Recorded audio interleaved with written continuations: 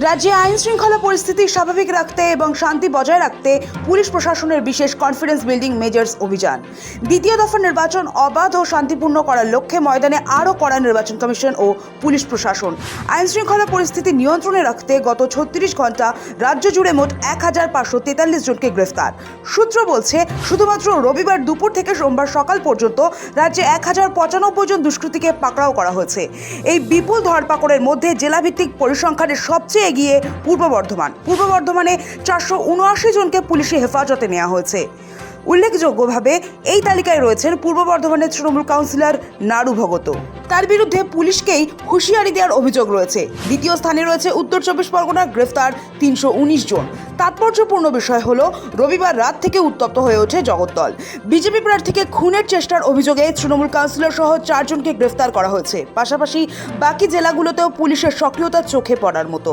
জেলাভিত্তিক গ্রেফতারের পরিসংখ্যান বলছে, দক্ষিণ 24 পরগনায় গ্রেফতার 246 জন, কলকাতা উত্তরে গ্রেফতার 109 জন, হুগলিতে গ্রেফতার 49 জন, নদিয়ায় গ্রেফতার 32 জন, হাওড়ায় গ্রেফতার 32 জন। প্রশাসন সূত্রে জানানো হয়েছে, ভোটের আগে এলাকায় গোলমাল পাকানোর সম্ভাবনা রয়েছে বা শান্তি শৃঙ্খলা বিঘ্নিত করতে পারে এমন ব্যক্তিদের চিহ্নিত করেই এই বিশেষ অভিযান চালানো হচ্ছে। সব মিলিয়ে গত 36 ঘন্টায় রাজ্যে মোট 1543 জন দুষ্কৃতীকে গ্রেফতার করেছে পুলিশ।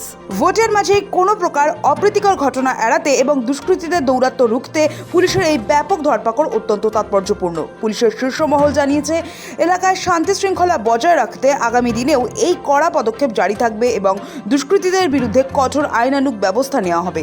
দ্বিতীয় দফা নির্বাচনের আগে আরও কড়া ও সচেতন নির্বাচন কমিশন। সব মিলিয়ে দ্বিতীয় দফার ভোটে নজরে কলকাতা, পূর্ব বর্ধমান ও হুগলি গ্রামীণ পুলিশ জেলা। কলকাতা পুলিশের অধীনে সবথেকে বেশি কিউআরটি মোতায়েন করা হচ্ছে।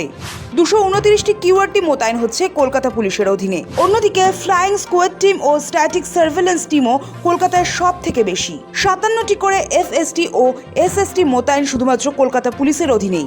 পূর্ব বর্ধমান জেলায় 228টি কিউআরটি এবং 53টি ফ্লাইং স্কোয়াড টিম ও 48টি স্ট্যাটিক সার্ভেলেন্স টিম মোতায়েনের সিদ্ধান্ত কমিশনের। জানা গিয়েছে, উত্তর কলকাতার ঘিঞ্জি এলাকায় 270টি সিসি ক্যামেরা বসানো থাকবে। দক্ষিণ কলকাতার ক্ষেত্রে সিসি ক্যামেরা বসানো হবে 458টা। নির্বাচনের কয়েকদিন আগে থেকে জেলা সফরে বেরিয়েছেন রাজ্যের মুখ্য নির্বাচনী আধিকারিক মনোজ আগরওয়াল। কথা বলছেন জেলা প্রশাসনের সঙ্গে, রাজনৈতিক দলগুলির সঙ্গে। ধমকানি চমকানিতে কড়া কমিশন। ভুয়ো ভোট চুরি বরদাস্ত নয় বলে বার্তা সিইওর। নির্ভয়ে ভোট দেওয়ার আর্জি নির্বাচন কমিশনের। সৌভিক সান্যালের রিপোর্ট, সময় কলকাতা।